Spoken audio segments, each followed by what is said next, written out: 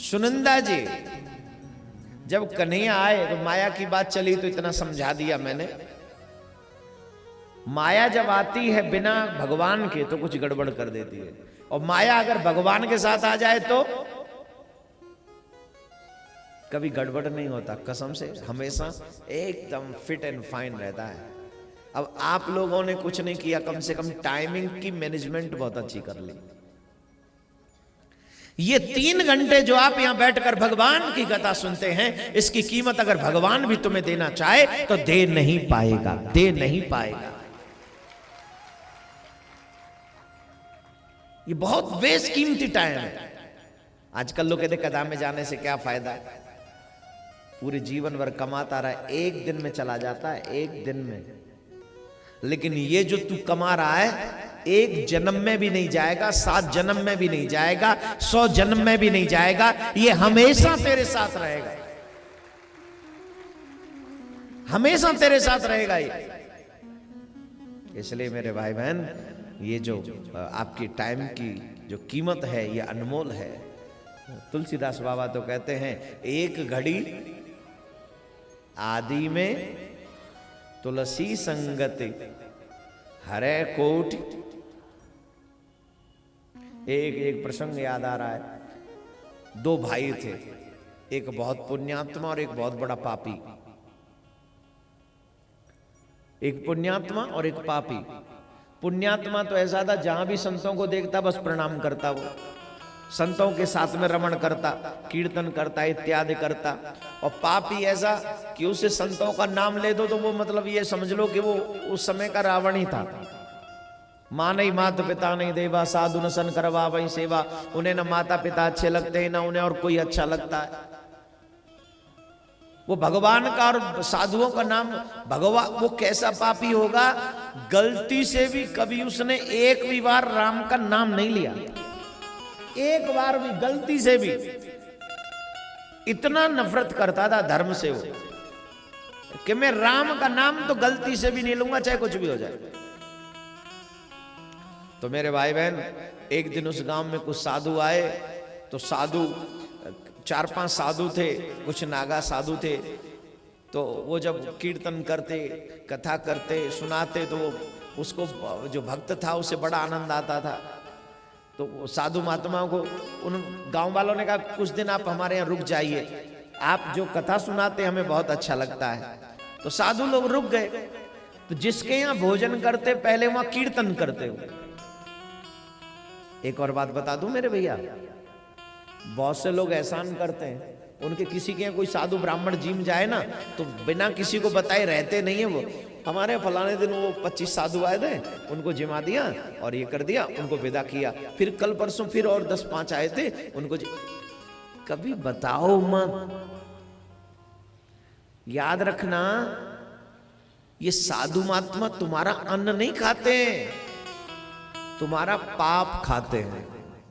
तुम जितना भी पाप करते हो, जब कोई साधु ब्राह्मण भक्त तुम्हारे घर में आके भोजन जीमता है ना, तो इसका मतलब तुम्हारे जीवन के पापों को खाकर तुम्हें निष्पाप बनाकर चले जाते हैं।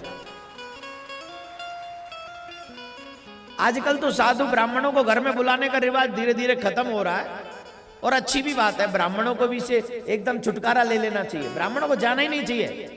आई थिंक कितने उनके पाप खाएंगे भाई। एक से एक बड़ा पापी बैठा है दुनिया में, इनके घर का अन्न खा लो तो वैसे ही बुद्धि खराब हो जाती। अच्छी कमाई से कमाया हुआ अन्न तुम्हारे विचार अच्छे करता है, और बुराई से कमाया हुआ अन्न तुम्हारे विचारों को दूषित कर देता है। ताली मत बजाओ,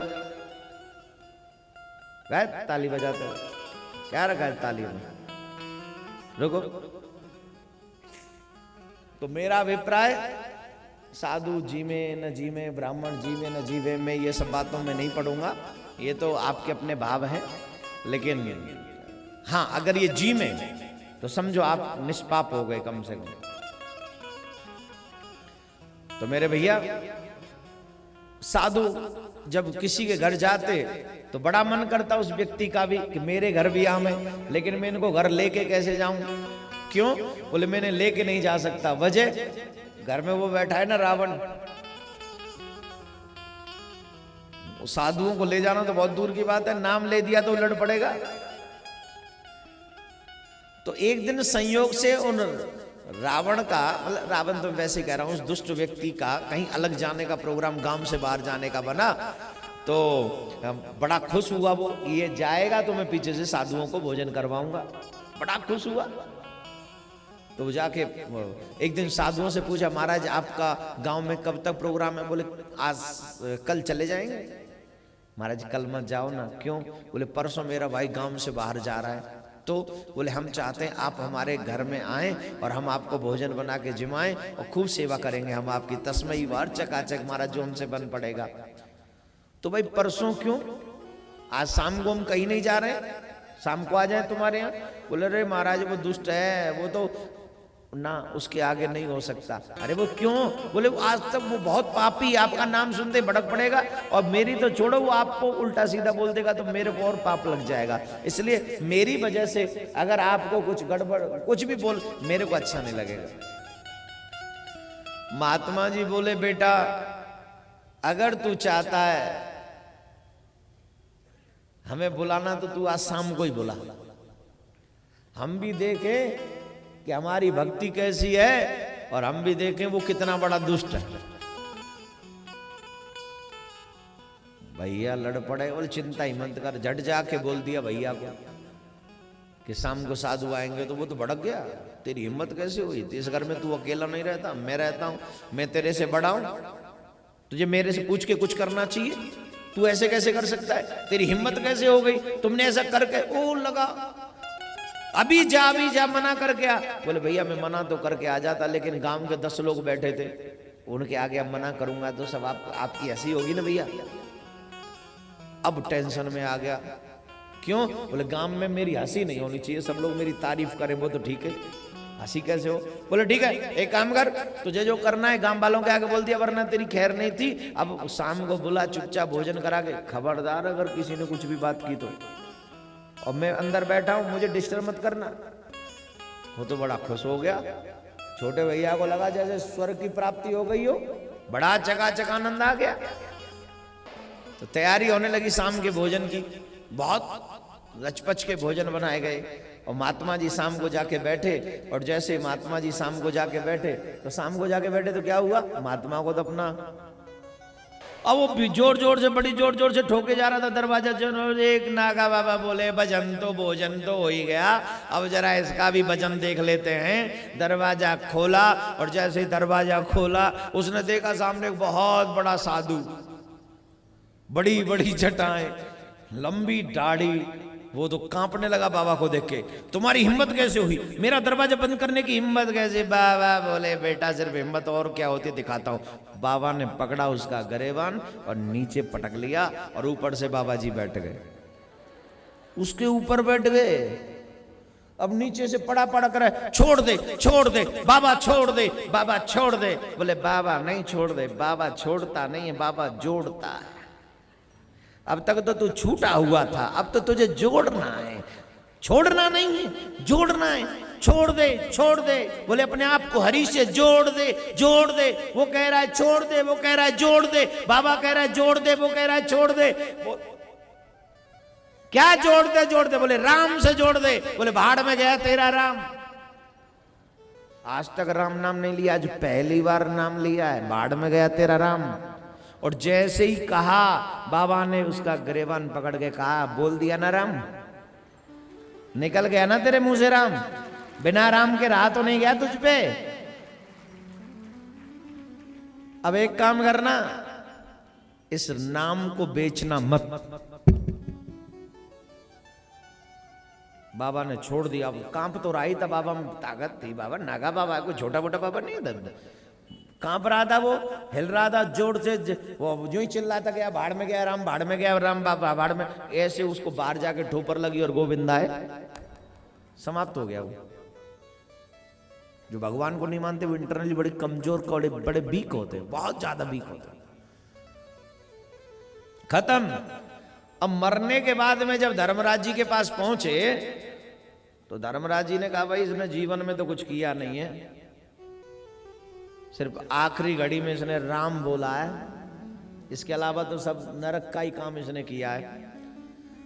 तो बोले भाई तुमने कुछ किया नहीं, तुम्हें तो नरक में जाना पड़ेगा, बस तुमने एक बार राम नाम लिया है तो एक बात बता दो, इस राम नाम के बदले में तुम क्या लेना चाहोगे।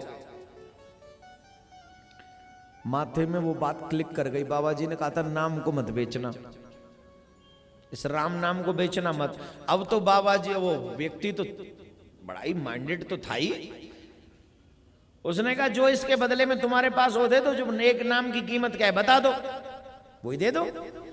अब तो धर्मराज टेंशन में आ गए, नाम की कीमत क्या हो सकती है, एक नाम की कीमत क्या हो सकती है। धर्मराज टेंशन में आ गए। अब बोले मैं क्या करूं, किससे पूछूं। बोले तो ठीक है, हम नाम की कीमत जानने के लिए ब्रह्मा जी के पास जाते हैं। ब्रह्मा जी से पूछा, महाराज आपने संविधान में बताया नहीं कि अगर कोई व्यक्ति एक बार राम नाम ले ले तो उसकी कीमत क्या है। बोले भाई फल तो बड़ा, बहुत बड़ा है, पर कितनी कीमत है ये नहीं पता। चलो शिव जी ज्यादा भजन करते हैं, शिव जी के पास चलते हैं। तो वो शिव जी के पास जाने लगे। बोले भैया तुम्हारे चक्कर में मैं क्यों परेशान हो रहा हूं, मैं तुम्हारे साथ पैदल पैदल नहीं चलने वाला, मुझे किसी वाहन में बैठा लो। पालकी मंगाई, आगे ब्रह्मा जी लगे, पीछे वो धर्मराज लगे। शिव जी के पास में पहुंचे। शिव जी के पास में पहुंचे तो शिव जी से पूछा कि ये एक नाम की कीमत क्या है, राम नाम की, एक राम नाम की कीमत क्या है। तो शिव जी बोले राम नाम तो खूब जपा, पर ये नहीं पता कि नाम की कीमत क्या है। एक काम करो, जिसका नाम है उसी से पूछते चलो। बाबा भी लग गए उसी पालकी में और चल दिए भगवान के पास। क्षीर सागर में नारायण भगवान सोए हुए थे, पौड़े हुए थे, और क्षीर सागर में नारायण भगवान ने देखा ये तो कोई परम भक्त आ रहा है। ब्रह्मा जी पालकी में, शिव जी पालकी में, धर्मराज पालकी में, कोई इतना बड़ा भक्त आ रहा है। तुरंत भगवान ने शेष सैया छोड़ी और खड़े हो गए। आजा भैया मेरे गले लग जा, आजा भैया मेरे गले लग जा, आजा भैया मेरे गले लग जा।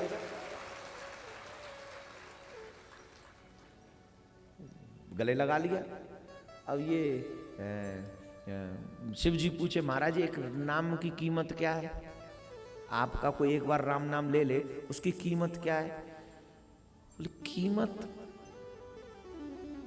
धर्मराज पालकी में लग गया, ब्रह्मा पालकी में लग गया, शिव भी पालकी में लग गया, और मैं अपनी सैया छोड़ के भाग के इसके गले लग गया।